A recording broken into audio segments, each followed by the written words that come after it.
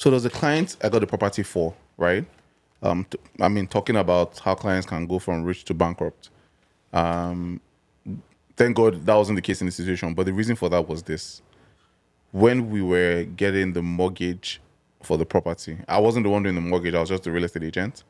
But for whatever reason, when I was running the numbers, I ran the numbers in the sense that, okay, if we buy the property at 800 at like 3.5% mortgage rates, this is what the monthly expense would be.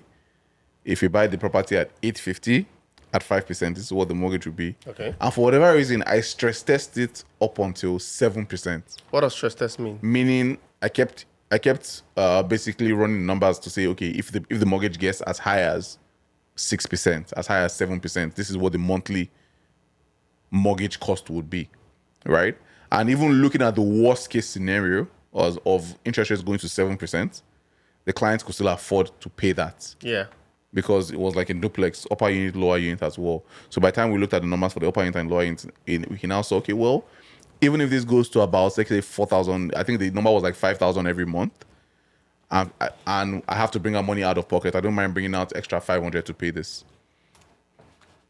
When he got his mortgage, it was a variable rate. He got it at 4.25. Wow. And interest rates in 2022 ended up going to 7%. Oh, wow. Okay, that's a good deal. So, speaking about how homeowners can get bankrupt is when they don't stress test things. You have to look at the worst case scenario and you have to look at the best case scenario. Don't just focus on, oh, I'm going to make 4,000, because there was a client as well that this happened to where they looked at the best case. In fact, they were positive 200 Wow. when they bought the property, and because of the anyways, let's which dive is into this topic. which is the positioning I always like my client to be. Right. Right. So just to give you content, we're looking at what are some of the reasons, what are some of the mistakes that home buyers make that can get you from being rich as an home buyer to bankruptcy. Unfortunately. Yeah. Straight up. Welcome to the YRJ podcast. It's Nasser And Joe. So back to our conversation. It's Right. very hot. It's very hot. I Yeah. don't want to lose. Let's I don't want to jump lose into the this. tempo. So you're talking about, when you overstress, right? And I think for me, that's the position I always like my client to be. I think I've said this to you over and over and over again. Right. I don't think you need to, consume all your affordability if you're buying a property. Right. I'll do that for investment property. You get it? If it was like a commercial property I'm investing into, Right. I will do that because I'm pretty very, very sure based on the structure of investing, like we shared in that last episode, Right. it's long term, right? You could get your 5 years lease already, right? But for a residential property, tenants could, even life could happen to you. You're right. You get a loss of jobs, whatever, economic situation that could come up, right? And that could change everything for you. So for me, it's always, you don't have to Extend yourself or use the entire approval amount. You don't have to. Again, markets are. we know that houses are very, very expensive and all those things to get that kind of property you want, right? But I would rather prefer you grow into it, Right. from a place of comfort, than trying to go all the way to buy something, because again, if you're a salary earner, right? For me, you don't have a control of what could happen to you, Right. right? And again, if that's your main source of income, if your major source of paying your mortgage is from your salary job, right? Then you don't want to overstress it. You don't want to push, the bound beyond. You find people. Let me tell you something. You find people trying to buy property and taking loan Yeah. from funny lenders. No, we'll get to that. Just because they want to get a property, right? And then that's because you're just focusing so much on the property. Right. And you're over-leveraging And you're over-leveraging yourself. Don't focus so much. Look at all the other variables. What could happen to me? Again, this is not going to be all you're going to have to buy. Right. Right? So you shouldn't have to break the bank for it, right? So that's what I want to chime in there. And I think the other thing for me is overbuying property when the market is high or whatever they call it. We call it seller's market, right? And then you see, which is what we've experienced in the past few years. Yeah. It's definitely in a seller's multiple market. Right. bidders, 14 offers. on the property, and then that pushes you into wanting to go all the way. Now, what can likely happen is once the market corrects itself or changes, your equity evaporates. Your equity will evaporate, meaning that You'll be caught holding You'll the be caught bag. holding. I mean, whatever equity you were Yeah. thinking that you That have you on that had, property, right. Once the interest rate changes and it's not in your favor, your equity evaporates. Basically, you're going to go from positive to negative, right? So, and I think we've had cases where people, I mean, you've shared quite a couple with me, and actually, I recently had a situation where the property was foreclosed. Wow. The bank. So that's what foreclosure mean when the bank takes over the property, Take over the property and as the well, bank will yeah. sell and give you whatever difference. I know, and that property, I believe the person took loans to renovate that property, Yeah, right? yeah. I think it was even a second lender, not even a first Wow. lender. It was Wow. even like a second lender. So, and again, people get into a lot of having two lenders, getting them into Your first mortgage, your second mortgage, and all second that. mortgage. Yeah. I understand these things can happen, but the whole point, the point we're trying to make is the fact that understand your situation, right? Run the numbers. I will not overemphasize this. Run the numbers very, very It's well. very, very important. I mean, like you mentioned, you conduct every stress test. You have to stress the you know, property on to the see property to see best case, worst case right? scenario. What would happen? And I think that's like a good mindset for anyone. Again, for a residential property that is not investment property, right? That you're going to live as a primary resident. Honestly, you want to overstress it. Yeah. You want to stress it and then stress it. just to piggyback off that, right? To your point, even if let's say someone was to maximize their budget, so they are approved for 850 and they want to buy product for 850 now, but they can do it in a creative way. So, and this is the beauty of banks, right? The banks, I realize that banks are experts, absolute experts at risk management. That's basically all that they do, just to manage their risk. They take your money, put it in a bank account, right? Give you 0.00001% to take home. Meanwhile, they are lending that money out at 4% for mortgages, 21% on credit cards, right? And 9%, 10% on lines of credits. This is what the banks are doing. So their spread is about almost, give or take, anywhere from 3% to like 21%. If for whatever reason they see that their spread is getting low, they'll either call you, they'll just basically close line of credit on you, say, oh, please, you need to pay back your line of credit or pay back your credit card. Now, why am I saying this? Homeowners also need to take that approach into buying a property. So you're qualified for 850. Is it possible that instead of buying a detached property for 850 in, let's say Pickering, for instance, you go to Oshawa and you get a semi-detached property for that same 850 that has a separate entrance. Yeah.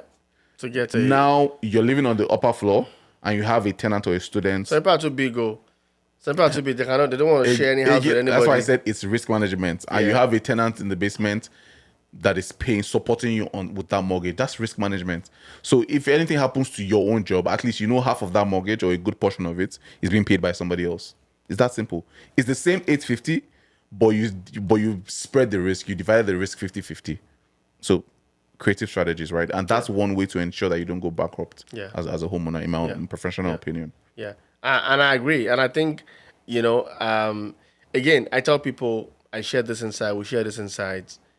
First-time home buyers, understand your need.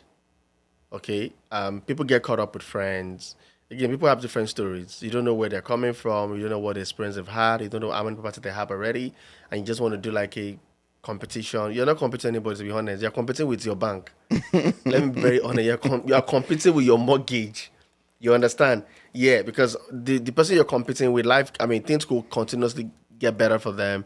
They could get a better job. They could have another sort of income, even 2, 3, multiple, right? Now, the point I want to share is there's this philosophy we have.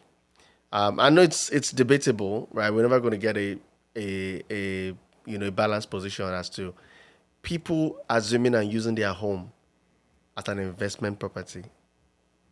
So what does that mean? What do you mean by that? So people using their primary residence, right, and seeing it as an investment, okay, as a form of a plan for wealth, right, and then based on that, they assume they can afford to do anything on it, right? With the thinking that it's always appreciate. So I will always have ELOC. I will always have equity. I will always mortgage. Yes, as much as property is property, asset value clear. Right. It's an investment, right? But for your primary residence, stay away from it. Stay away from it. Let that be your last resort. Yeah. I see what you're saying. Yeah, don't make that assumption that, oh, it's an investment that I have, so therefore I can take all the loans I want. You could beat all the credit cards you want because you have a property that always appreciates. And that is where over leveraging of equity comes into play, right? So you Yep. buy a property at, let's say, 800,000. Because the market is hot, things are really very high, or probably your neighbor just sold theirs for like 1 million or 1.2, right? Of course, at that particular moment, you're in a very good positive state. True. Okay. And then because of that, you want to take all the equity. The bank is not going to say no to you. Okay. They'll gladly give it to you. As long as you qualify, they long don't as you care. qualify Yeah, for yeah. it. And then They want your interest. interest people over payments. leverage Yeah. and then take a lot of equity. Equity is beautiful if you're then going to use that money as an investment Absolutely. into something else that will also generate another income for you or create more value, right? Makes sense. But why? But why? I think it's important to elaborate on why you are saying this, though, because some might be thinking, "Well, I have equity in the property. What's the harm in me pulling equity out? Like, what's the risk of me doing that?" So because you don't have a control of the market, So the market, of the market can the change. market can change Got you. of the interest. And that equity that you once had, it can now become a minus for you. It's going to evaporate. That's Yeah, it. true. It's going to evaporate. And now you're owing the bank And the you're money. owing the bank, right? Got you. Because again, it's the timing that matters. Right. And whatever you're pulling out the money for and using it for is so very, very important. Mm. I will always say this: don't use your equity for anything that's not generating income for Come you. for you. Mm. No. For your, I mean, again, for your primary residence, so that you don't turn from an homeowner. Because even rent might not be possible for you at that time. So that you don't move from being a homeowner, a guy is big so boy, cool. a big man, big whatever Big it is, girl. big girl, big Yeah, family, yeah. and then you just things go. I mean, we've had people. There was a client that leased one of the property, Mm. that I had under my portfolio. They had and to then sell. and I think I told you they had to sell the property. This is the property where they live in. They had to sell, And you know, and they had to move to a rental property. that thing is actually deeper than we just mentioned that we say, because think about, you've been living in this property for 3, 5, 10, 15 years. You've been paying, you know how much mortgage interest they must have paid on that property already? Or for the bank to just come back and say, okay, it's now ours now. Yeah, That means all your interest is basically gone. yeah. That's tough. That's Yeah, all your hard which is what I'm income. saying. Yeah. You know, as much as we say real estate is an investment, Yeah. It's be don't very see careful. your primary residence Yeah. in that light. It's what it is, but don't position your mindset to see, because the danger is, as long as you continue to visualize and see it as an investment, right? What will happen? You want to treat it as the way you would have an investment. Yeah. Which means you can take equity out of it, yeah. and then do whatever you want to do. And the funny thing is that it might actually be for good intentions, because I've seen people where they took out equity from their property to try to open another business for themselves or for a spouse, right? But again, this is why in the previous episode I said I don't. As much as we are pro entrepreneurship, if you are taking equity out of your property, it has to be for something that is that at least has that reputation of bringing in customers already. Not that you are taking out equity and you're starting a business from scratch. Bro, sis, number one, you don't control the market. You don't know where your customers are coming from. No. A business plan is just a business plan. So you might say, okay, I want to take out this money to open a salon. Okay. Have you been braiding hair already in your basement, in your current property? If you've not been doing that, where you have like 15, 20 people already coming to your house to braid their hair, and you just want to go and buy a salon just off the rip, I don't think it's a good idea. You might as well just start doing it in your house. Yeah. Create a space in your house, That's open small. one room. That's it. Even your garage, if you have a garage, Or you have a garage as well, exactly. I mean, I know exactly. someone that she turned her garage into a salon. Perfect. Turned her garage into where she sells groceries. Yeah, perfect. Right? That's it. Even though the city might come for her during property tax period. Do you understand? So yeah, start small. Start small and then Yeah. scale up.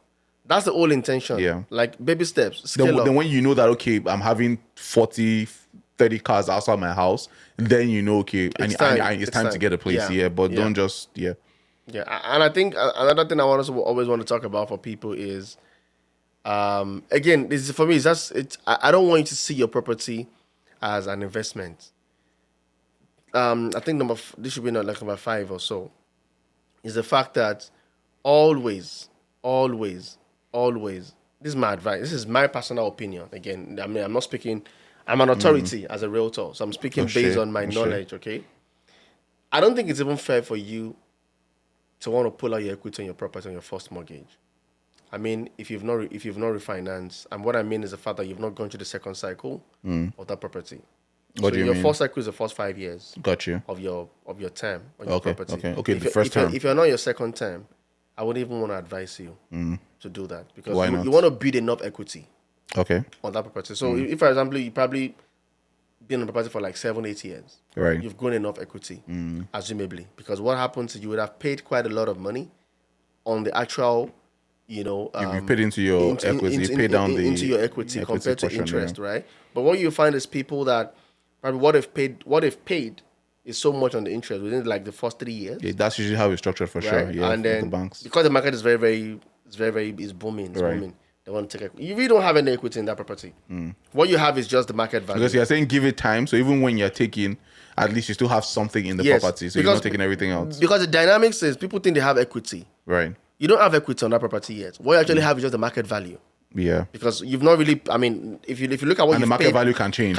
With the market. If you look at what you've paid down in your actual mortgage, maybe 40, right? maybe 50, 60K in 3 or 5 years. Compared to what you deem as your equity, which is the market value, which can change. Yeah. Now, but if what you're leveraging on is what you've paid down on the actual mortgage, and the market value is now just becomes a plus. Better, it's a plus. Got you. That's a better position. Yeah, and you're likely not be able to achieve that, right, within your first 3 years. 3 years. Got you. True.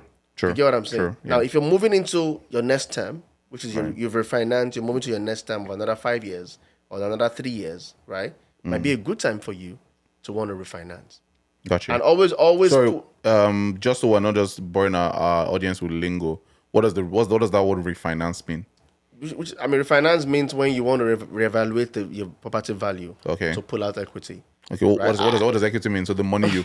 I'm just saying, we need to be very clear for our audience. So even if you don't want to pull out equity, you refinance, probably your term is up for renewal. Your mortgage term. Your mortgage is up for renewal. The bank will refinance, right. Check all through stuff with you.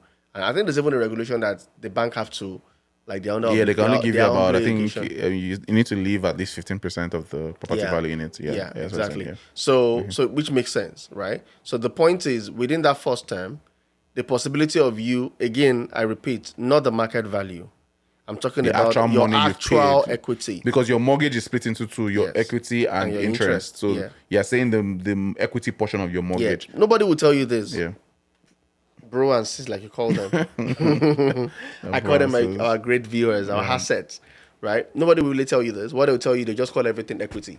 Got you. Right? But to me, the real equity is what you've paid. That is the real. That's also equity. The market value is also equity. But I'm saying the best position you can be that puts you on that you can sleep. In a safe space. Close your eyes and sleep, right? Is when you've actually paid.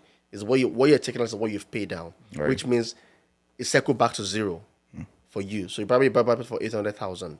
You pay down 50,000. Right. What you're holding the bank, I mean, you took your money from the bank of 800,000. You've paid down 50. What you're holding the bank is 750. 750, right.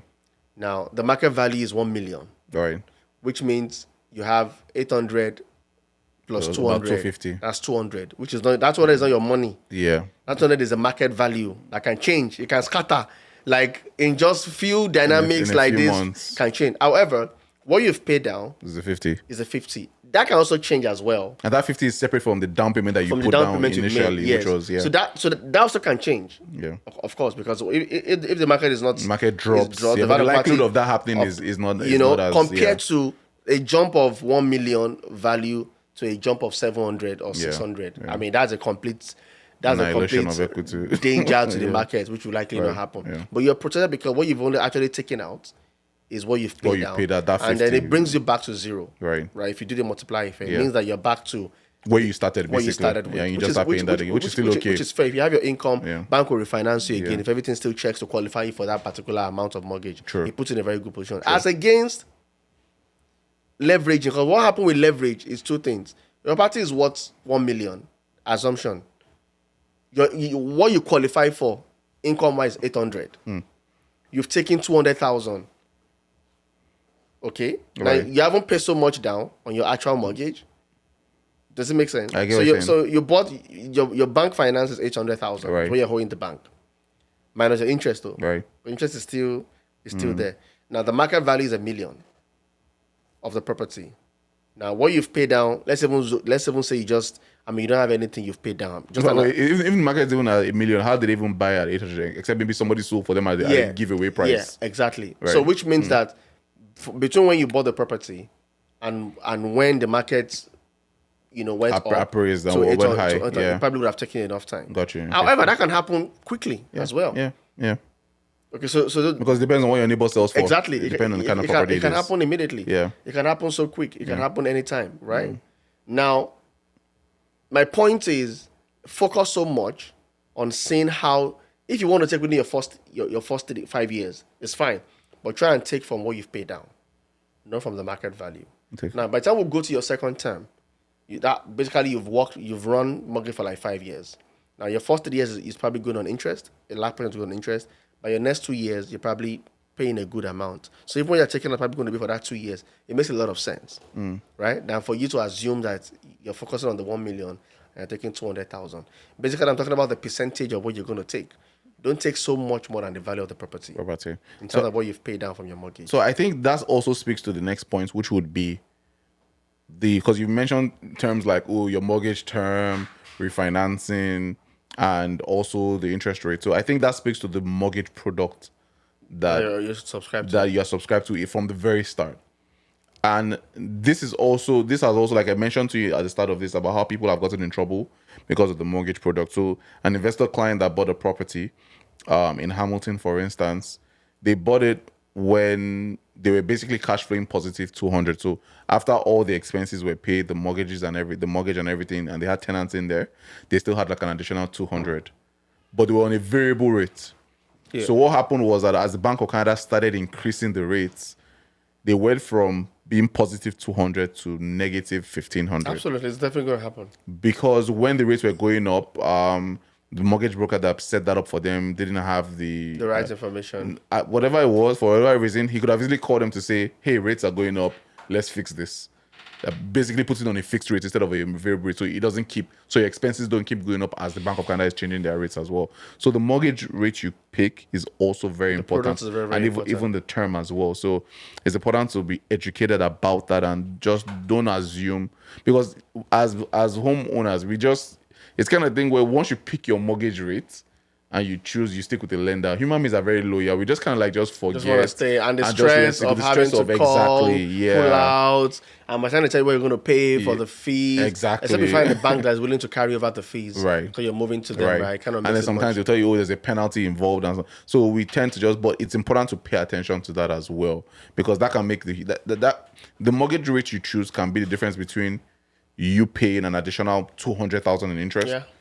And way less than that. So you said, yeah. Exactly. So, and like you said, give you more equity, because the interest rate you chose, instead of choosing like now, for instance, now everyone is favoring a 3-year term as opposed to a 5-year term, because no one wants to be stuck to a 5-year term at 4.8%. When the market can change. When rates are looking like they're going down, and then you're now paying 4.8 for the next 5 years. So people are thinking more short term. So, okay, you know what? I'll get a 4.2, 3.8 for the next 3 years, with the hopes that in the next 2 or 3 years, things will be better in the Canadian economy. And then maybe if rates are like 2.8 or they get lower than that, I can now get a lower rate at that point in time. So the mortgage product you choose is extremely important, so you don't go from being a rich homeowner to a bankrupt homeowner. And I think to piggyback on that is the fact that always understand the product you're picking. Right, understand it very, very well, because again, people don't ask questions. But is that on them or on the mortgage person? I mean, at the end of the day, to be honest, at the end of the day, you bear the burden, really. Exactly. Yeah. It's understanding the product. Burden, I mean, as a business guy, right? Yeah. And sometimes by the time you want to go back, probably they don't work in that brokerage anymore. Why are you painting the worst scenario? No, because I've been there. The person that got my mortgage for me had moved on. By the time I called to like do 1 or 2 things, she's no longer there. You know what I'm saying? So we're just giving you this information so that you're very, very mindful and very intentional. Right. Now, people hear a lot of terms: fixed, variable. Fixed variable, and people just hear that it's fixed variable, but don't understand what it means. Or variable meaning that, I'm paying less Yes. than if it's fixed. Yes. I'm going for that. So I had a friend. I Right. mean, I think in Manitoba. Yeah. So I couldn't represent them anyways. Right. They probably got but this happens a lot. People get into things and they start reaching out, to realtors to give guidance. At some point, we're able to salvage, and so at some point, probably it's just going to be like an FYI. Wow. It won't make any difference. So this particular situation, they were going to get into the mortgage. Okay. And they heard about fixed variable, but they didn't understand what it means. Now, and they assumed that what it means is that they can always move between fixed and variable. One assumption, wrong. I feel like putting an X on this screen. Wrong. That's one.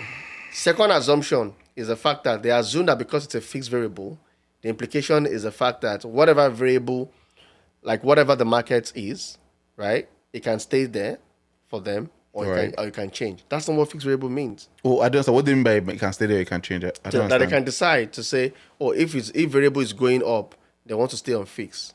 Oh. If fixed is going up, they want to stay on variable. Oh my gosh. Right? Okay. Now, when they spoke to me, I had to be like, no, that's not what fixed variable means. What fixed variable means, as a matter of fact, then the third assumption was, they said, okay, what if that wasn't correct? Is the fact that probably it means that even though it's variable, right? But when the market changes, right, we'll pay, let me remember, we won't have to pay more.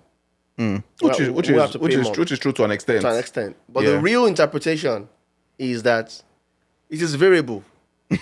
What is fixed is that whatever you're paying, Your payment is fixed. is going to get fixed. Right. However, the portion that goes into the interest, if it changes, Right. Increases. So which means your actual equity Is reducing. reduces. Yeah. If you're not careful, by the time you are done with the whole market and everything is fixing and variable for you, You might be paying fully you might. interest. You I know everyone might be paying. It happened to a lot of us. It happened to me to an extent. you probably have your equity is Because I was on zero. fixed variable too. Because what happens is that they get to a point what they call I can't remember, there's a particular Trigger rate. Trigger rate. Yeah, your trigger meaning that rate. because so let's explain to you what it means. Fixed variable means that if, for example, your interest rate, let me use the numbers. If, for example, your pay on a monthly basis is $5,000 Okay. on a monthly basis Yep. on a variable, when the rate goes up, you're supposed to pay more. So let's assume that at that 5,000 in the beginning, 800 is going to equity, 4,200 is going to interest. To interest. Okay. And now Let's start from interest rate there. has gone up. Now, Right? 4,500 4,500. and 500 going to 500, equity. Right. So what is happening to your money that you're paying every month is that rather than for the bank to come and say, oh, interest rate has gone up by 5 basis points. Pay The difference is additional $100. $500. Pay Yeah. additional $100. $100. They're actually taking it from your From equity, the equity portion of from that equity mortgage portion, payment. and they're adding it to their interest. True. So your money stays the same. Yeah. However, your equity reduces. So in the immediate term, your cash flow is cash flowing. However, your equity is equitying. Right? So That's the best way to say it. that's the really. best way to say it, Yeah. right? Now, the implication of that for you is that when it gets to a point where they call it the trigger rate, meaning there's a threshold of how much you need to be paying on the Yeah. equity. Where they feel like you're no longer paying You're any no longer equity paying at equity, all. or they've reached that point where, Yeah. I mean, we can't take further. There's a Yeah. minimum you must be paying on the equity. house, yeah, 'cause you have to ask in the game. Which is dangerous. Which is basically telling you that, man. Because what it does is it now increases your mortgage term. From Yeah, let's say you got like a 5-year term course, because at you're owing more. at 25-year You're still owing, amortization. you're still zero. Your 25 years at some point it was going to like 30 40 years. Because Yeah. you have 25 years to pay up the money. You're right. And now you spend like 1 or 2 years already. So they need to expand it to cover Yeah. up for what has to be spent. So it's very important for you to understand. So don't just get caught up with the buzzwords, variable fix. Sit down with your mortgage broker, understand. Then the last part of it, and this time itself, sorry to cut you off. This Yeah. time, in this day and age, guys, ChatGPT. just put on ChatGPT. Straight up. What's the difference between a fixed rate, variable rate, fixed variable? I'm buying a house at 800 or 850. What are the pros and cons of choosing each rate? To analyze it for you. Simple. You don't need to trust anybody to just give ChatGPT and let ChatGPT give you an analysis on So that. another interesting thing I think I also noticed is, which I mean, I think when you work with very empathetic people, for Right. us, we just don't want to sell property. Right. We want to make you happy. Yep. We want to make you comfortable. We want to make you love the entire The process. goal is to build wealth, right? Like I Build always wealth say, for through you. real Exactly, estate. through real So, estate. So it's not to make you cry Right. or have sleepless nights or whatever, or having to pray and fast. You know, disturbing pastor. You know, This guy said disturbing your pastor, like things. And when you know when the facts are very clear, in a situation where, oftentimes I notice that this is for first-time home buyers. Right. When they want to buy a property, they get so excited, get caught Yeah. up. Now they've gone the mortgage approval. You're going to be paying 5,000 monthly, but you don't know actually. But people don't know actually what is going to the principal, what is going to the That's it. interest. But the mortgage agents are supposed to disclose that. You know, Guess what? I never there's a schedule that shows your. It's Yes. called the amortization Yeah, schedule. but not all. About how but every not all. year. For example, Yeah. I never first Saw property. that. I never saw it Right. until Yeah. when the bank sent your annual statement to you At the end of the year, and Then you you'll realize be you like, paid. So this is what I've paid so far. You're like, Right. no way. You're like, come on, listen. Calm down. Calm down. Then they'll now show you right and left, right? So these particular people, they didn't know. They were going to pay, I think, for the 700. Right. Right? I had to be like, oh, okay. I hope you know how much is actually going into your principal and how much is going into your interest. Right. And then I said, go back to your broker. Tell your broker to give you that schedule. The amortization So you schedule, can yeah. know. So you know. She came back and said, we're not buying again. My God. So I Said, know. no. I know. I I know. said, Do no, again. No, I can't be paying this much on interest. Yeah. And now they are back now, which is a Wow. good time for them. Wow. Right? So it's not like it's cast in stone. Yeah. Again, what you're paying on rent at that particular time, you know, it's also not It's about knowing the numbers, just counting knowing the the cost. numbers, counting the call. What Yeah, works because it for might you, make more sense for you to just to keep just continue keep- renting at that point in time. or even True. just even buy at that time, depending True. on what the market Right, dynamics true, at that true. time. At that time. One other point I want to share how you can go from being wealthy as a homeowner to bankruptcy is when you don't select the right insurance product. Okay, elaborate on that. So you have home insurance. Right. People want to cheat the system because you want to focus so much on what you're paying right now. Okay. And then they ask you, do you have fire hydrant close to your house? You say yes, whereas you don't have. Okay. Right? Yeah. They ask you, do you have Okay, I see what you're saying. do you have a drainage system or whatever? You say or no. if they ask you, do you have any asbestos? Asbestos, you say no. Right. They ask you maybe at the Alarm system, alarm security system, you say system. yes, Yeah. you have. Smoke They detector. ask you smoke detector, everything, yes.